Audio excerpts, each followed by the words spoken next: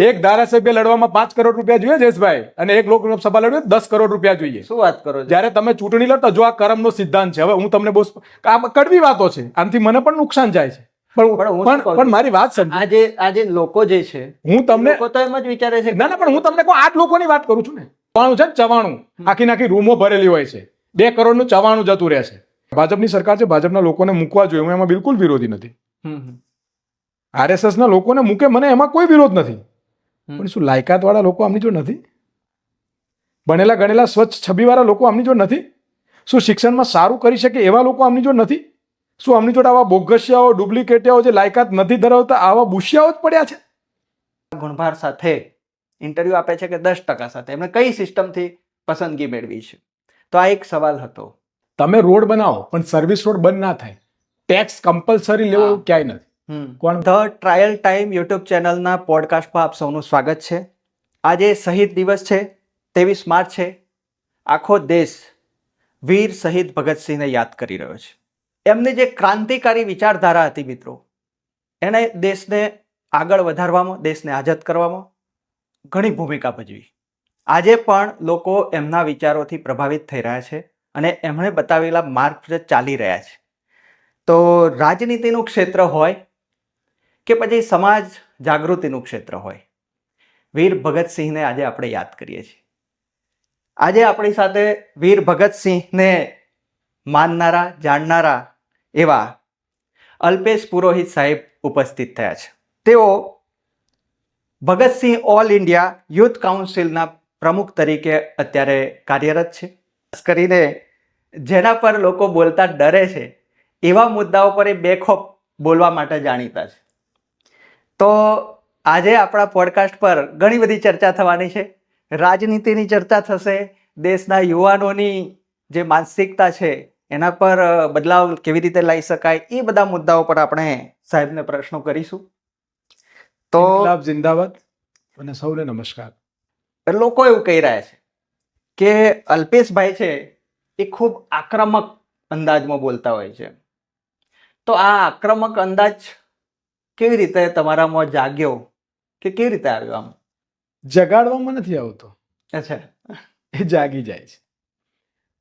ભગતસિંહ આક્રમક, આંદોલનકારી, હા, ક્રાંતિકારી કઈ રીતે બન્યા? એમને કોઈ બનાવવામાં આવ્યા હતા? બિલકુલ નહીં.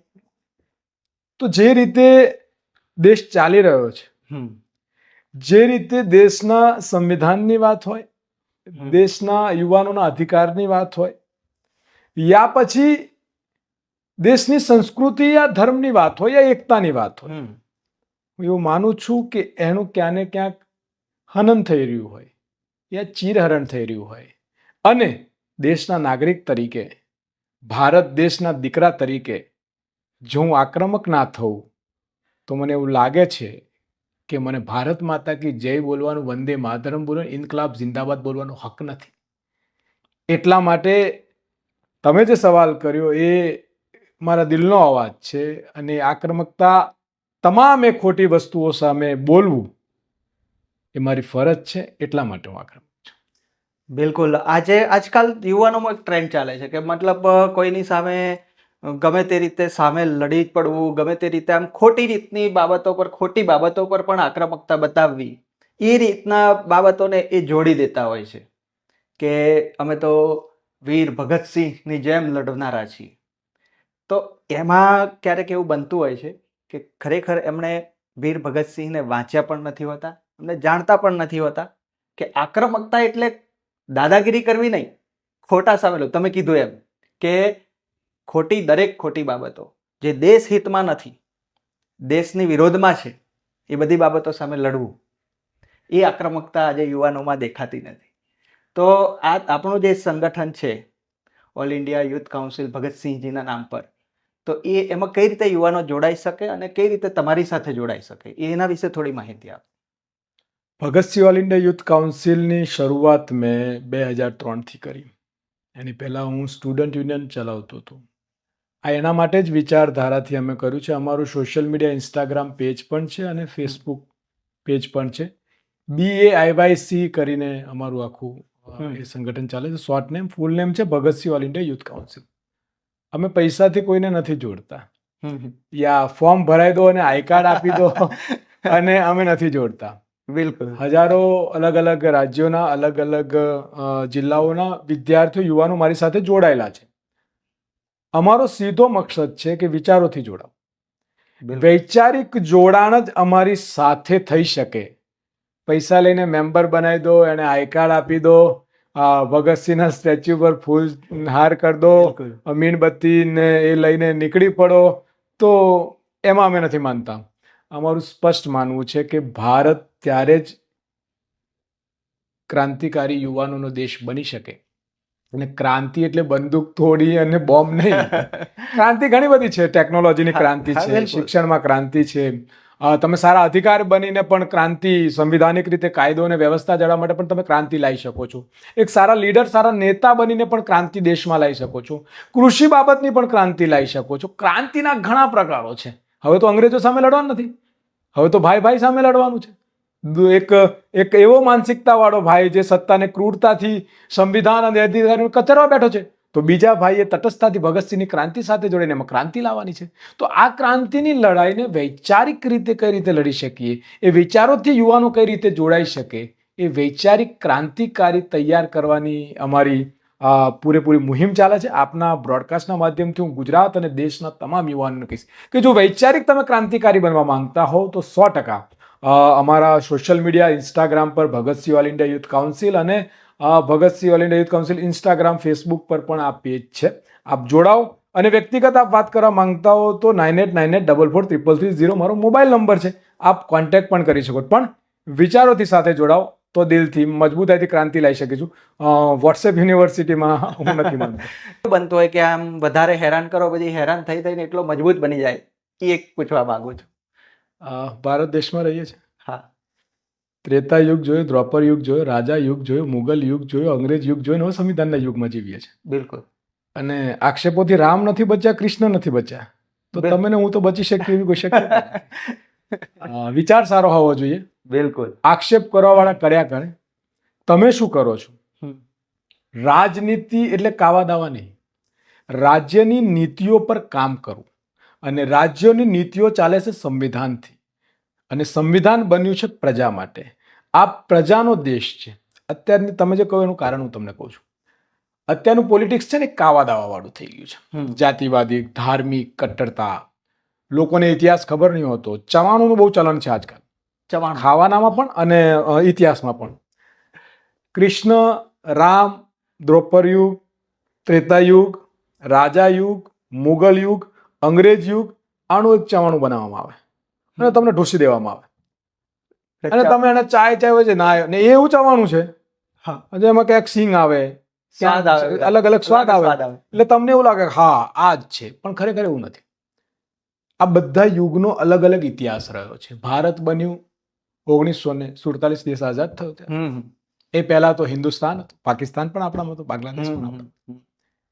મરાઠા સામ્રાજ્ય એમના સ્વરાજ માટે લડતું હતું, તો મેવાડ સામ્રાજ્ય એના સામ્રાજ્ય માટે લડતું હતું, તો મુગલ સામ્રાજ્ય એના સામ્રાજ્ય માટે લડતું હતું.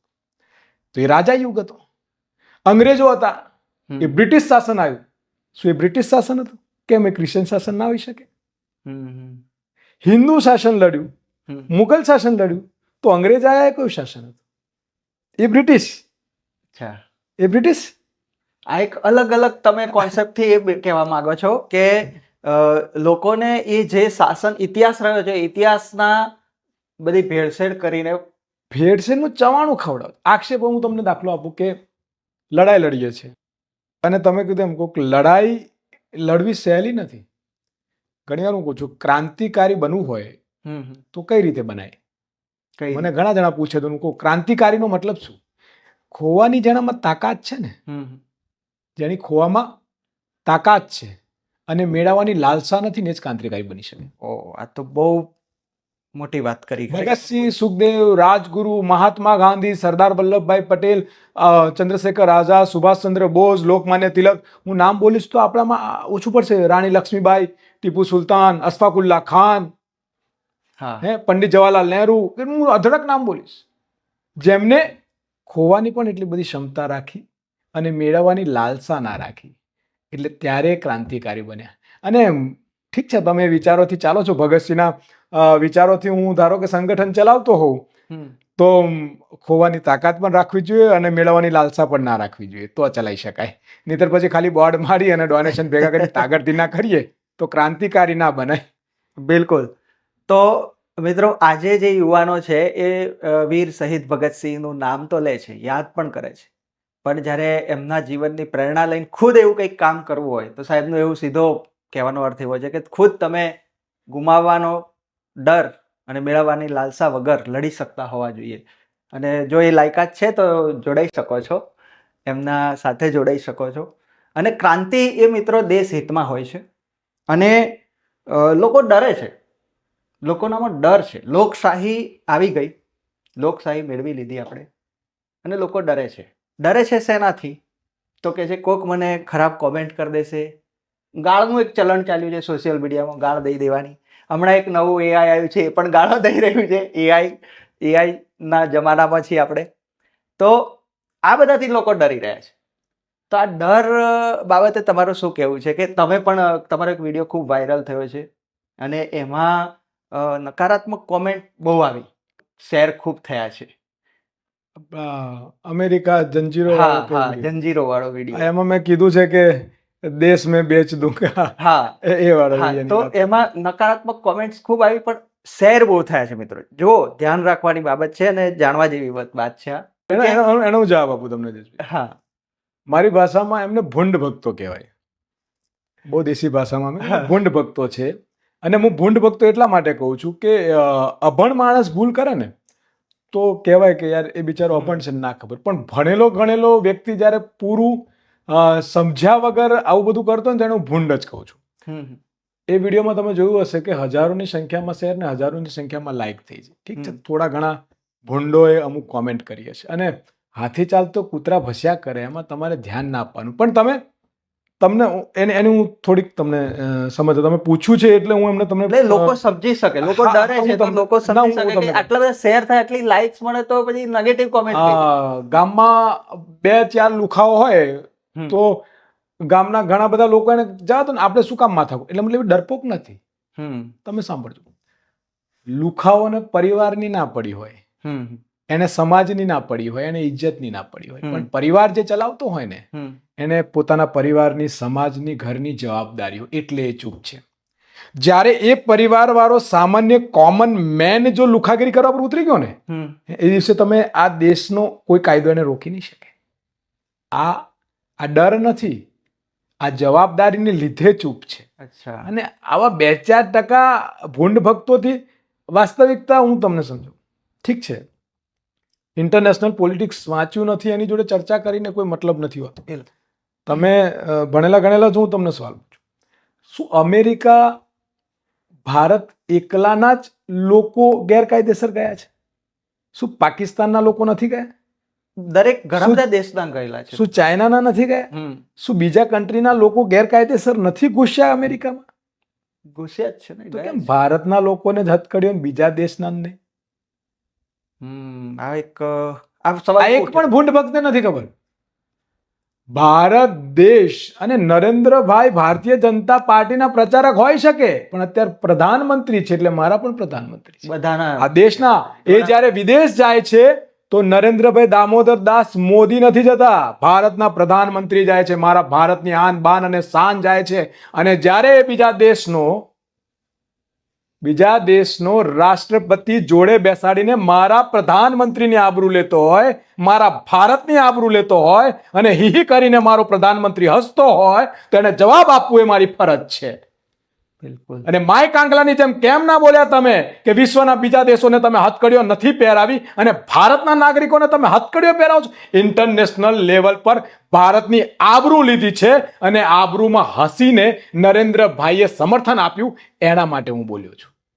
બાકી કોઈ કાઢો ને તમે, ગેરકાયદેસર 100% કાઢું, હું એમનું સમર્થન નથી કરતો, પણ હાથકડી પહેરાવી હોય તો બીજા દેશને પણ પહેરાવો, એકલા ભારતને ના પહેરાવી જોઈએ. ટેરિફિક લગાવવાની વાત હોય અને આપણે એમની ધમકીથી ટેરિફિક ઓછો કરી દઈએ, એટલે આજે આ દેશ, મારી જે દાદ હતી, મારી જે વાત હતી, સિંહના ફોટાથી સિંહ બની જવાય, સિંહના કેબિનમાં જઈને સિંહ બની જવાય.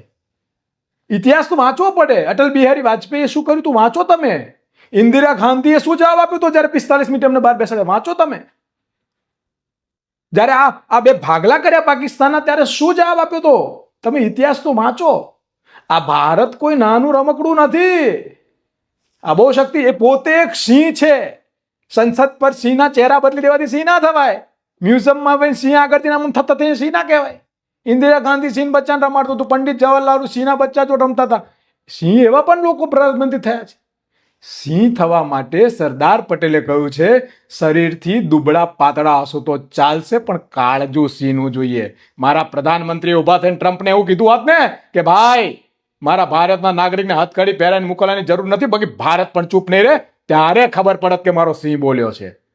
આ વેદના એની છે. પાકિસ્તાનના માણસને હથકડી ના હોય, બીજા દેશના લોકોને હથકડી ના હોય, અને મારો ભારતના લોકોને હથકડી પહેરાઈને મોકલે અને એમાં હું ચૂપ રહું. આ ભૂંડ ભક્તોની લીધે ખોટી વાત છે ભાઈ. બોલવું પડે ને ના ચાલે. ડુપ્લિકેટ સિંહોને સિંહ માથે લઈ ના ફરાય. જ્યારે સિંહ સાચો બને તો એને સલામ કરાય. એ વાત પર હું બોલ્યો હતો. એટલે ઠીક છે, આમાં વિરોધ એટલે કર્યા કરે. તમારો જે વિરોધ હતો એ લોકોને એવું લાગ્યું કે વડાપ્રધાનની પક્ષે છે, પણ તમે ભારત દેશનું જે આન બાન શાન છે એના માટે તમારો હા. વિરોધ હતો. બિલકુલ. હવે આ રીતે જ્યારે તમે લડો છો, બોલો છો, ત્યારે લોકોમાં જે અભિપ્રાય હોય છે એ અભિપ્રાય પછી બહાર આવતા હોય છે. સોશિયલ મીડિયા પર ખૂબ આ ઘટનાને લઈને લોકો રીલ્સ પણ બની, એની ઘણી બધી વાયરલ પણ થઈ. લોકોનું જે માનવું છે એ તો બહાર આવીને જ રહેતું હોય છે. એટલે ઘણા બધા લોકો ડરી રહ્યા છે, જે બોલી શકવા સક્ષમ છે, લડી શકવા સક્ષમ છે, પણ બોલતા નથી, લડતા નથી. તો એ લોકોએ મનોમંથન, આત્મચિંતન કરવાની જરૂર છે કે શું દેશ હિતમાં શહીદ ભગતસિંહની જેમ બેખોફ બોલવાની અને સત્યને ધારણ કરવાની તાકાત છે કે કેમ, એવું સાહેબનું આપણને કહેવું છે. આપણે યુવાનો પર વધારે મદાર રાખીએ છીએ. આપણો દેશ છે વિશ્વનો સૌથી યુવાન દેશ છે. શહીદ ભગતસિંહ યુવા હતા એના સમયમાં જ્યારે લડી રહ્યા હતા ત્યારે, અને એક યુવા તરીકે અમને માન્યું કે ભાઈ યુવાન છું તો લડીશ, પછી બીજો જન્મ મળે તો ભારતમાં લઈશ ને ફરી પાછો લડીશ. તો એ જે માનસિકતા છે એ આજના યુવાનોમાં ક્યાંક ખોટતી દેખાય છે. એટલે આજે આપણે આ મનોમંથન કરી રહ્યા છે, ચર્ચા કરી રહ્યા છે. સ્પર્ધાત્મક પરીક્ષાઓ પર તમે હમણાં તાજેતરમાં જ એક વિડીયોમાં નિવેદન પણ આપ્યું છે. ખાસ કરીને જે જીપીએસસીની જે ઇન્ટરવ્યૂ પ્રથા છે એના પર આપણે નિવેદન આપ્યું અને સવાલ કર્યો કે જે તત્કાલીન આપણા હમણાંના સાંપ્રત સમયમાં જે ચેરમેન છે અને જે ભૂતકાળમાં જે ચેરમેન રહ્યા છે કે આઈપીએસ આઈએએસ અધિકારી બને છે, શું એ 50% ગુણભાર સાથે ઇન્ટરવ્યૂ આપે છે કે 10% સાથે? એમણે કઈ સિસ્ટમથી પસંદગી મેળવી છે? તો આ એક સવાલ હતો. તો એના પર થોડું પૂછવું હતું કે પ્રોફેસરોનું જે ઇન્ટરવ્યૂ લે છે જીપીએસસી, એનું 50% ગુણભાર કેમ રાખે છે ઇન્ટરવ્યૂનું? બાકીના જે પોસ્ટ છે, બાકીની પોસ્ટ છે એના પર 10% રાખે છે. એટલે મામલો એવો છે મિત્રો કે ઇન્ટરવ્યૂ જે લે છે જીપીએસસી એ પ્રોફેસરનું 50%, એટલે કે લેખિત 50% અને ઇન્ટરવ્યૂ 50%. સીધી સરળ ભાષામાં સમજાવીએ તો લેખિત પરીક્ષામાં તમે પહેલો નંબર લાયેલા હોવ, પણ જો ઇન્ટરવ્યૂમાં તમને ઓછા માર્ક આપીને આઘું પાછું કરી શકાય એટલી એમાં રહેલી છે પસંદગી પ્રક્રિયા. અને સુપ્રીમ કોર્ટના ઘણા જજમેન્ટ છે છતાં પણ ધ્યાને લેવાયા નથી. આ રીતનો આક્ષેપ હતો અને તમે ખૂબ જબરજસ્ત એમાં વિરોધ નોંધાયો છે. અને પ્રોફેસર પર કેમ આટલો બધો લોકોને બદલાવ કરવામાં ગભરાટ થાય છે? મારે ખાસ એ જાણવું છે કે પ્રોફેસર પર કેમ આટલું ટાર્ગેટ છે? આ દેશનું નવનિર્માણ, આ દેશની આઝાદી, તમે વાંચો તો શિક્ષકોનો ઘણો રોલ રહેલો છે. હું વિદ્યાનગરની ધરતી પરથી આવું છું.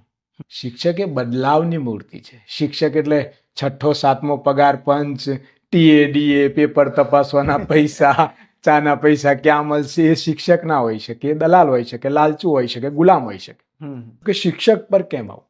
સારો શિક્ષક આવે તો જ સારા વિદ્યાર્થી, અને સારો વિદ્યાર્થી આવે તો જ સરકારને સવાલ કરે. તો સરકાર એવું શું કામ કરે કે એવો શિક્ષક મૂકે જે સવાલ કરે? એવો જ શિક્ષક ના મૂકે કે જેને ત્યાંથી શિક્ષક જ જવાબ આપી દે, બોલના નહીં હે, ગલત દેખના હે, પૈસે દે કે કામ કરવા જાઓ, માર્કશીટ ઘર पे मिल जाएगी. એવો શિક્ષક શું કામ આપે કે જે નોકરી શોધવા માટે આવે, કે છોકરો પોતાના ભવિષ્ય માટેની વાત કરે, કે વિકાસ માટેની વાત કરે? તમારા જે સવાલ છે, હું જે બોલ્યો હતો, હસમુખ પટેલ સાહેબ તમે કહો છો ચેરમેન છે. હસમુખભાઈએ 50% ઇન્ટરવ્યુમાં એક્ઝામ આપી છે. ના બિલકુલ નહીં આપી હોય, કેમ કે આ વેટેજ જે છે 50%નું એ માત્ર અચ્છા, પ્રોફેસરો પર જ છે. હું તમને પૂછું કે તમે પણ એજ્યુકેશન હમ. જોયું છે, સાંભળ્યું છે.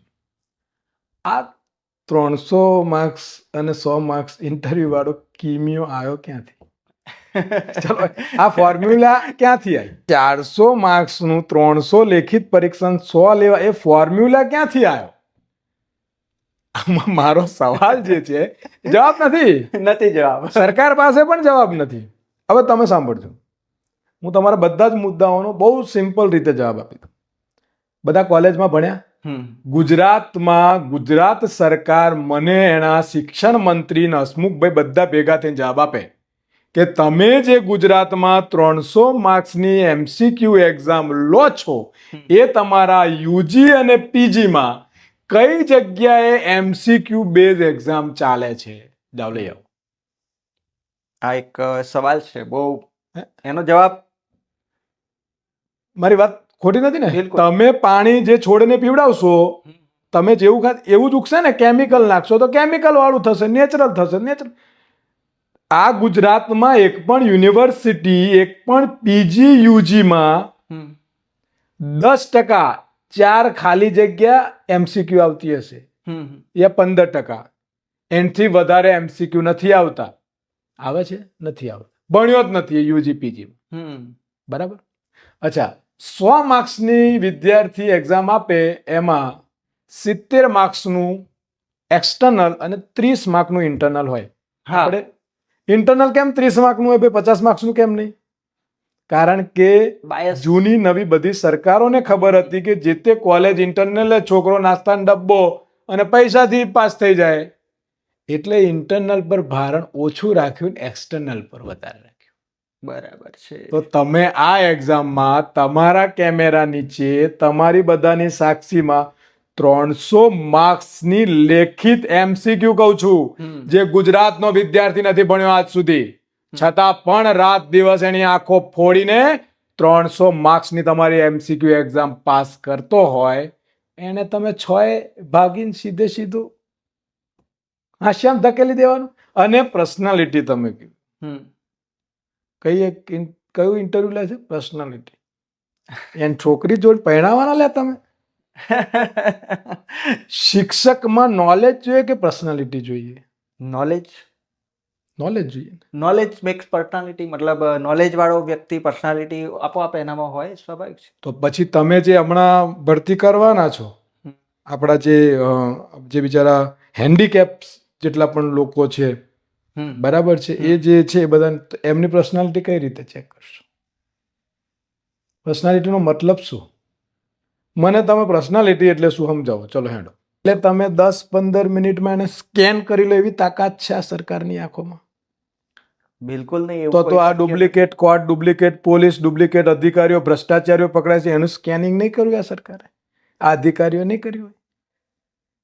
આ શિક્ષકો ઘણા બધા પકડાયા છે.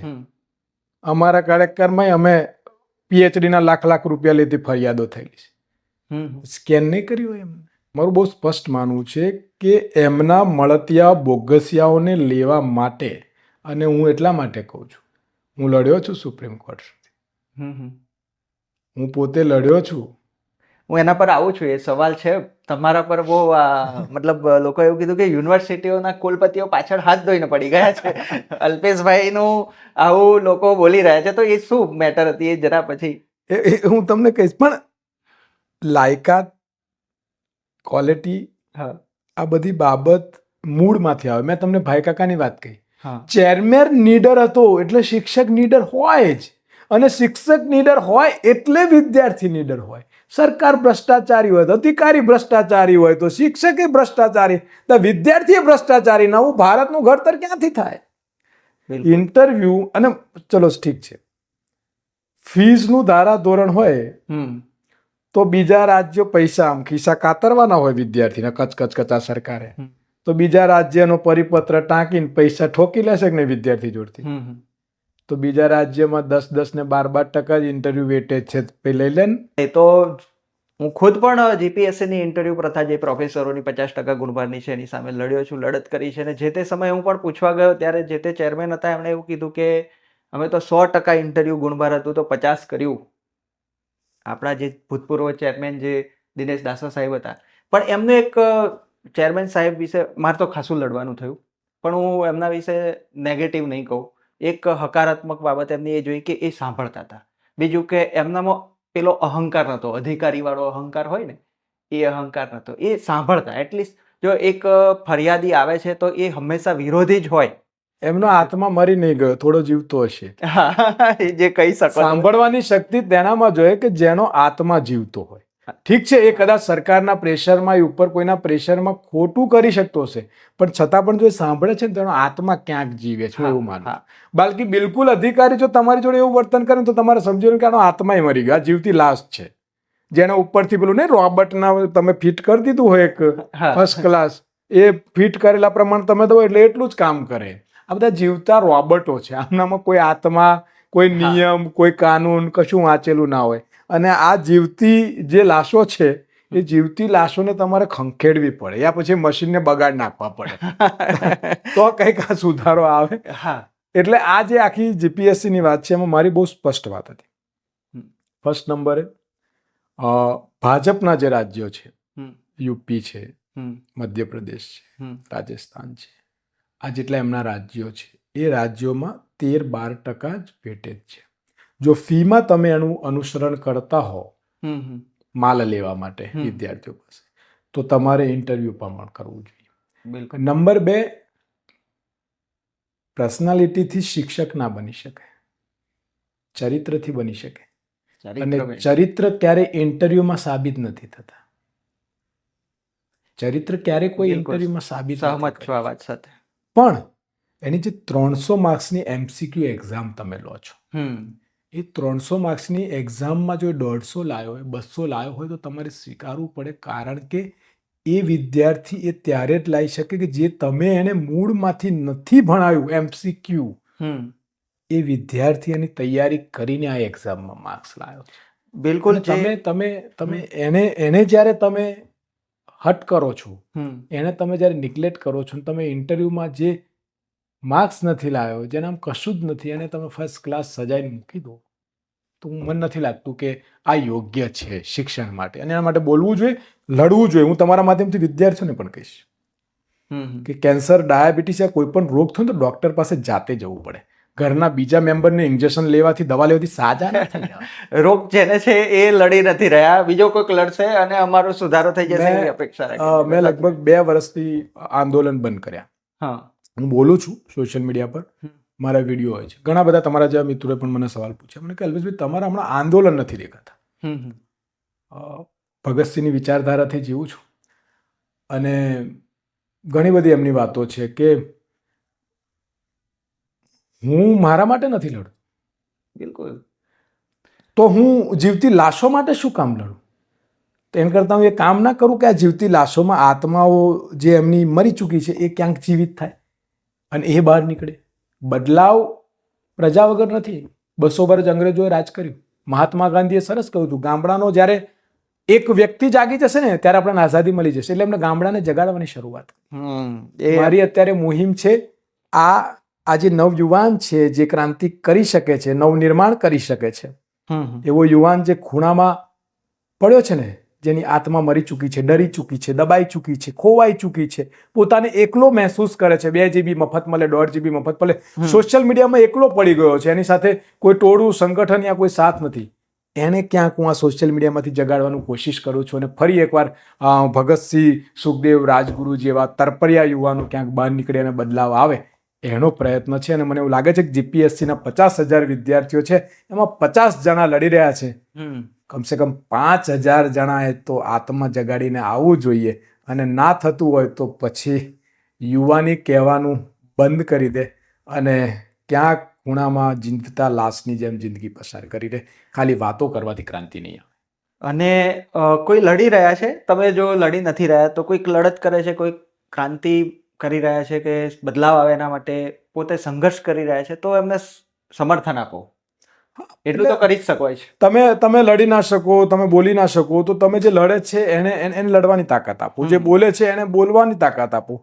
તમે ક્યાંક ને ક્યાંક તો ઉપયોગી થાઓ. કમસે કમ તમે ભગતસિંહ, રાજગુરુ, સુખદેવ ના બની શકો, ગાંધી, નહેરુ અને સરદાર ના બની શકો, તમે સાહેબ લોકમાન્ય તિલક યા સુભાષચંદ્ર બોઝ ના બની શકો, તમે ટીપુ સુલતાન કે લક્ષ્મીબાઈ ના બની શકો, તમે અશફાક ઉલ્લા ખાન ના બની શકો, પણ કમસે કમ તમે સાવરકર, ગોડસે, ગોલવાલકર તો ના બનશો.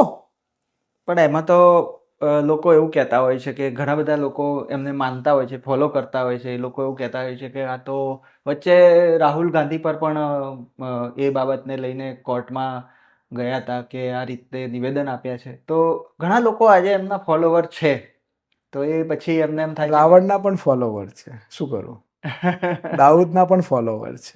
બધાને- એવા આ દેશમાં એવા ઘણા ગુંડાઓના તમને નામ આપું જે ક્રિમિનલ છે, જેમને ખૂનો કર્યા છે, લાશો પર પોતાના ડર પર હુકુમત ચલાય, એના પણ ફોલોવર્સ. તો શું કરવાનું? ફોલોવર્સ તો ગમે તેના હોઈ શકે, પણ કેટલા છે, કેવા છે, કયા પ્રકારના છે, ઇતિહાસમાં શું લખ્યું છે? ફોલોવર્સ તો ઔરંગઝેબના પણ છે અને ફોલોવર્સ શિવાજીના પણ છે. ફોલોવર્સ હોવું અલગ વાત છે અને કેટલું હોવું એ અલગ વાત છે. તમને હમણાં કીધું કે મારા એક વિડીયોમાં તમે સરસ વાત કરી, તો 2-3 હજાર લોકોએ વિરોધ કર્યો હોય કદાચ મેસેજમાં, પણ હજારોની સંખ્યામાં જે લોકોએ લાઈક અને શેર કરીને સમર્થન આપ્યું છે, તો જે વધારે છે. તમે બિલકુલ. જે ગાંધીને આખો વિશ્વ પૂજે છે એને નકારી કેમ ન શકો તમે? અત્યારે એક નવો ટ્રેન્ડ છે, GTU. તમે મને પૂછો GTU એટલે શું? Ground to university. અચ્છા તમારા માધ્યમથી RSS વાળાને કહું છું કે મારો આ વિડીયો છે ને મોહન ભાગવતને મોકલજો. રાષ્ટ્રવાદ એટલે બોગસિયાઓને નોકરી આપવી, એ રાષ્ટ્રવાદ? એને રાષ્ટ્રવાદ કહેવાય? RSS નો ચડ્ડો, ટોપી કોઈ પહેરી અને લાયકાત વગરના લોકોને સત્તા પર બેસાડે રાષ્ટ્રવાદ કહેવાય? મને એવું સમજાવો. ચલો, આજે આ મારો કોમન પ્રશ્ન છે. આ GTU નો મતલબ ગ્રાઉન્ડ ટુ યુનિવર્સિટી. RSS ની શાખામાં જાય એની કોઈ પણ લાયકાત જોયા વગર એની ભરતી થઈ જાય. હું જે કહું છું એમાં બિલકુલ સચોટ છે એટલે કહું છું, અને એમાં જો પુરાવા છે. Bogus registrar, bogus examination registrar, bogus પ્રોફેસરો, બોગસ કુલપતિ. એમની જો ડિગ્રી શું ખબર? ગ્રાઉન્ડમાં જવાનું, જુલ્લે 4 દાડા RSS માં જોડી જવાનું. RSS નો ચડ્ડો હવે પેન્ટ કરી નાખ્યું છે, શર્ટ પહેરીને, ટોપી પહેરીને ઊભું રહી જવાનું. રાષ્ટ્રવાદ એટલે બીજે દાડે નિમણૂક થઈ જાય. બોગસિયાઓની ભરતીને રાષ્ટ્રવાદ કહેવાય મને હવે ખબર પડી, પહેલા નથી ખબર. આ લોકોને ખબર પડી કે આને રાષ્ટ્રવાદ કહેવાય. આવા લોકો ભરાઈ ગયા હતા. યુનિવર્સિટીઓમાં પોલિટિકલ કાર્યક્રમ થાય, જ્ઞાનોદય ભવન SP યુનિવર્સિટી નીચે ભાજપની સભા થાય, એમના સેમિનાર થાય. અને શું આપવા માંગો તમે શિક્ષણ? આવા મારી જે વાત, મારે વ્યક્તિગત કશું નતું. બિલકુલ. એ લોકોએ મને દબાવવા માટે, જેમની આ બધાની PhDઓ બોગસ. સાંભળજો, દિલ્હીમાં પેલા કનૈયા કુમાર જોડ કર્યું, એની કોપી પેસ્ટ અહીં કરવા ગયા. મારા જોડ કશું છે જ નહીં, એ લઈ લેશે. મારે કશું જોઈતું નથી. તમે આગળ વાત કરી કે મેળવવાનું લાલચ નથી, ગુમાવવાનો ડર નથી. મને એક પ્રોફેસરે, તમને બહુ જાણવા જેવી વાત કરું, મેં કેમ PhD કર્યું એ પણ જણાવું તમને. મેં પોલિટિકલ સાયન્સમાં જ્યારે કર્યું મને એડમિશન નહોતા આપતા, એટલે મેં ઝઘડીને એડમિશન લીધું. પાર્થ સાહેબ વાઇસ ચાન્સેલર હતા, હજુ પણ છે, તમે કહેશો તો મળે. એડમિશન આપ્યા પછી મને યુનિવર્સિટી ફર્સ્ટ માટે 2 માર્ક્સ માટે મને કાપી નાખ્યો, મને ન થવા દીધું. પછી પ્રોફેસર એવું કીધું કે હું અલ્પેશ પુરોહિતનો તો PhD નહીં કરાવું. અચ્છા. એટલે હું PhD નો ટેસ્ટ આપ્યો, કેમેરા નીચે બેઠો. ત્યાં એક્ઝામિનેશન રજિસ્ટ્રાર હતા નિલેશભાઈ પટેલ. એમને એવું કીધું કે તમારે અહીં ઊભું રહેવાનું, હું કદાચ ચોરી ના કરી લઉં. શું કીધું? મેં આજે પણ છે, તમે પૂછી શકો છો. એ મારા માથે ઊભા રહ્યા. એ ટેસ્ટમાં મને 50 માર્ક્સે હું પાસ થયો. રાજુભાઈ બારોટ એક ભાજપના હતા, આજે પણ છે. એ ત્યાં સિન્ડિકેટ હતા. પાર્થ સાહેબ હતા, રજિસ્ટ્રાર હતા. મને PhD નું એડમિશન 1 મહિનો ના ફાળવ્યું. હું લડ્યો. લડ્યા પછી એ એડમિશન મને ફાળવ્યું. મારા રિસર્ચ માટે મારો ટોપિક જે જોઈતો તો મને ના આપ્યો. હું લીડર, એઝ એ લીડર મારી વાત કરું, સામાન્ય વિદ્યાર્થીનું તો હેસિયત નથી, મને ના આપ્યો. મને કેવો સબ્જેક્ટ આપ્યો? સરપંચોની અવિશ્વાસની દરખાસ્ત સાંભળવા જેવી છે. અવિશ્વાસની દરખાસ્ત જાતિ આધારિત થાય હમ હમ. તો ફરિયાદ દાખલ થાય. એટલે કોઈ પણ જગ્યાએ 99% સમાધાન થઈ ગયું એટલે તો તમને પહેલા કેસ પેપર ના મળે. હમ હમ. એ પૂરું કરતા કરતા આજે પણ મારી જોડે પુરાવા છે. અહીંથી હું પાલનપુર હમ. 150 વખત ગયો. ઓહો, કેટલી વખત ગયો? 150. એ મેં પૂરું કર્યું. જે મારી સામે આક્ષેપ કરે છે, જેમની ખુદની પીએચડી બોગસ હતી, પ્લેગેરિઝમ હતું, એની અમે અરજી કરી મને દબાવવા માટે. હમ ઉપરાષ્ટ્રપતિ આયા હતા, એમની સામે હું ખુરશી લઈને બેઠો કે જો રાજકીય ભાષણ કરશે તો હું વિરોધ કરીશ. હું સિન્ડિકેટ હતો તે વખતે. હમ હમ. મને દબાવવા માટે મને યુનિવર્સિટી ગેસ્ટ હાઉસમાં ધમકી આપવામાં આવે છે કે આ વ્યક્તિગત બહુ મોટું નુકસાન થશે. એટલે હું મારા જોડે છે જ નહીં, હું નુકસાન કરી લેવાનો ભાઈ, મારે ક્યાં ના કરી લેવાની છે? હમ હમ. હું ડોક્ટરથી થોડો ઓળખાવું છું, મારે તો ડોક્ટર ના લખું તો ઓળખે. હું ડોક્ટર અલ્પેશ પુરોહિત લખું તો લોકો વિચારે કે આ ભાઈ કોણ છે? અલ્પેશ પુરોહિત જ કાફી છે, મારે ક્યાં ડોક્ટર લખવાની જરૂર? ભગવાને મને જે આપ્યું છે એ બહુ છે. એ વાતને લઈને એમની પીએચડી લઈને અમારું યુદ્ધ ચાલ્યું. મારી સામે એક ભાઈ ચૂંટણી હારી ગયા હતા, એમની જોડે હમ હમ. અમને અરજી કરી. એ ભાઈ એફિડેવિટ પણ આપ્યું છે અત્યારે હમ. કે આ બોગસ મારી જોડે ખાલી સહી કરાઈ છે આ વીસીએ બોલાઈને. હવે એ કેસમાં તમે વિચાર કરો, મારું પ્લેગેરિઝમ ચેક કોણ કરે છે? યુનિવર્સિટી. હમ. એનું સર્ટિફિકેટ કોણ આપે? આ જે ભાઈ મારી પર ઇન્કવાયરી બેસાડે એ ભાઈ જ પ્લેગેરિઝમ ચેક કરાવે છે. એ ભાઈ જ મને યુનિવર્સિટી સાઇડ પરથી 00 નું સર્ટિફિકેટ આપે છે. એમને 5 જગ્યાએ મોકલ્યું, એ લોકો જ સર્ટિફિકેટ આપે છે. હમ હમ. આ ભાઈ મને ડિગ્રી આપે છે. હમ. ડિગ્રી આપ્યા પછી વર્ષ પછી આ બધો મામલો ઊભો થયો ત્યારે એમને ફરી પ્લેગેરિઝમ દેખાયું. તેમાં મારો સીધો સવાલ હતો, વિદ્યાર્થી ક્યાં આવે? ઓહ, કોઈ પણ એક્ઝામ હોય બિલકુલ. તો એ યુનિવર્સિટી લે, એનું રિઝલ્ટ યુનિવર્સિટી આપે, એ ચેકિંગ એ કરે છે. તો એમાં કાર્યવાહી વિદ્યાર્થી વિદ્યાર્થી પર થોડી હોય એમ, તમારું સીધી વાત છે એટલે પણ એમનો સીધો પ્રોપોગન્ડા હતો કે કે ગમે તે રીતે નુકસાન પહોંચાડવાનું, દબાવવાનું. દબાવ. પણ હવે એમ ક્યાં ગોથું ખાઈ ગયા એ? કે એમને એવી ખબર જ નથી કે આને તો જીત પર પીએચડી કર્યું છે. એમને જયારે ખબર પડી કે આ તો ઊંધું થઈ ગયું, આને તો ખરેખર ડિગ્રી જોઈતી જ નથી, આ તો જીત પર લડે છે. અચ્છા. એટલે અને આજે પણ લડીએ છીએ. તમે વાત નહીં માનો, આ તો એક નમૂનો છે. આવા તો એમને મને 1 વર્ષ સિન્ડિકેટમાં નહીં આવવા માટેનું બંધવું. એટલે 26 માંથી 25 જણ તમારા, બહુમતી તમારી, તોય તમારે મને રોકવો પડે. હમ. એટલે આના પરથી અમે આ લડાઈની શરૂઆત કરી. લડાઈ બહુ સિમ્પલ હતી. મારી સરકારને ચોખ્ખું કહ્યું, 100% ભાજપની સરકાર છે, ભાજપના લોકોને મૂકવા જોઈએ, હું એમાં બિલકુલ વિરોધી નથી. હમ. આરએસએસના લોકોને મૂકે, મને એમાં કોઈ વિરોધ નથી.